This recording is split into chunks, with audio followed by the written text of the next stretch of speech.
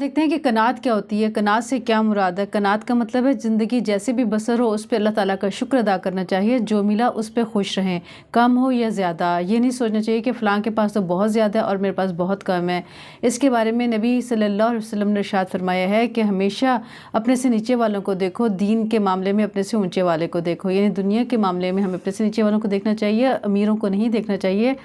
ان لوگوں کو دیکھنا چاہیے جن کے پاس گھر بھی نہیں، جھونپڑی میں وہ رہتے ہیں، اور اسی طریقے سے پھر ہم پرسکون رہ سکیں گے، اور یہ جو آج کل کا ڈپریشن ہے اس سے بھی ہم بچ سکیں گے۔ ویسے بھی یہ ہے کہ قناعت کے لیے 2 اصول دیے ہیں ہمارے اسلام نے۔ نمبر 1، جو کچھ بھی ملا ہے ہمیں اللہ کی رضا سے ملا ہے، اللہ کی توفیق سے ہمیں ملا ہے، اس پہ ہمیں اللہ کا شکر ادا کرنا چاہیے اور اللہ کے سوا کسی کے آگے ہاتھ نہیں پھیلانا چاہیے۔ اور دوسرا اصول یہ ہے، جو اللہ تعالیٰ دے دے اس پہ شکر ادا کرنا چاہیے کہ اللہ تعالیٰ نے جو بھی ہمیں نعمت دی ہے وہ ہمارے لیے کافی ہے، اور اسی میں رہتے ہوئے خوش رہیں۔ یہی زندگی کو بہترین گزارنے کا اصول ہے۔ تیسرے نمبر پہ ایک دفعہ حدیث بارکہ کا مفہوم ہے کہ نبی صلی اللہ علیہ وسلم نے ارشاد فرمایا ہے کہ بے نیازی دراصل دل کی بے نیازی ہے، اور محتاجی بھی دل کی محتاجی ہے۔ اس لیے اپنے دل پہ غور کریں کہ آیا ہمارا دل مزید حرص کرتا ہے تو اس کی اصلاح کرنی ہے، اور ہمیشہ اپنے سے نیچے والوں کو دیکھنا ہے اگر خوش رہنا ہے تو